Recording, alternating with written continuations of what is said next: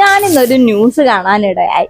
ആ ന്യൂസിൽ പറയുന്നത് അമിതമായ പ്രോട്ടീൻ എടുക്കുന്നതുകൊണ്ട് എന്തൊക്കെയോ വലിയ കാര്യങ്ങൾ വരാൻ പോകുന്നു എന്നൊക്കെയാണ് വന്നെന്നും പറയുന്നുണ്ട്. നിങ്ങൾ ഇതിനോട് യോജിക്കുന്നുണ്ടോ? ഞാൻ ഉറപ്പായിട്ടും യോജിക്കുന്നില്ല. കാരണം എന്താണ്, നമ്മൾ ഒരു ദിവസം എത്ര ഗ്രാമാണ് പ്രോട്ടീൻ എടുക്കേണ്ടത്, എങ്ങനെയൊക്കെ കിട്ടുന്നു, നമ്മൾ അതിന് എങ്ങനെയെല്ലാം കഷ്ടപ്പെടുന്നു, ഇതെല്ലാം എനിക്ക് മനസ്സിലാവും. അതുപോലെ ഒരു വർക്കൗട്ട് ഡെയിലി ചെയ്യുന്ന ഒരാളിനും അതുപോലെ പ്രോപ്പർ ഡയറ്റ് ഫോളോ ചെയ്യുന്ന ഒരാളിനും മനസ്സിലാവും. കാരണം എന്താണ്, നമുക്ക് ആവശ്യമായ പ്രോട്ടീൻ ഒരു ദിവസത്തേക്ക് നമ്മൾ കിട്ടാൻ വേണ്ടിയിട്ട് അത്രയ്ക്കും കഷ്ടപ്പെട്ടിട്ടായിരിക്കും കാൽക്കുലേറ്റ് ചെയ്തെടുക്കുന്നത്. ഇപ്പോ ഞാൻ കാൽക്കുലേറ്റ് ചെയ്യുന്നതിന്റെ കാര്യം പറഞ്ഞതുകൊണ്ട് പറയാം. ഒരു നോർമൽ പേഴ്സൺ ആണെങ്കിൽ ICMR പ്രകാരം നമ്മൾ എത്ര ഗ്രാം പ്രോട്ടീൻ ആയിരിക്കണം ഒരു ദിവസം ടേക്ക് ചെയ്യേണ്ടത്? 1 ഗ്രാം പെർ വെയിറ്റ് ആണ്, അതായത് നമ്മുടെ ബോഡി വെയിറ്റ്. ഇതിനനുസരിച്ച് നമ്മൾ എടുക്കുമ്പോഴത്തേക്ക് ഇപ്പോൾ ഒരു 70 കിലോ ഉള്ള മനുഷ്യനാണെങ്കിൽ അത് 70 × 1, അതായത് ഒരു ദിവസം നമ്മൾ 70 ഗ്രാം പെർ പ്രോട്ടീൻ നമ്മൾ എടുക്കേണ്ടതുണ്ട്.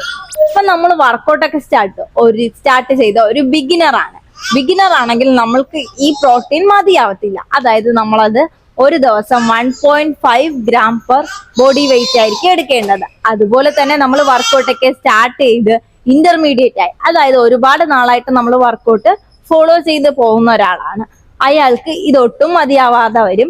അത് നമ്മൾ 2 ഗ്രാം എടുക്കേണ്ടി വരും.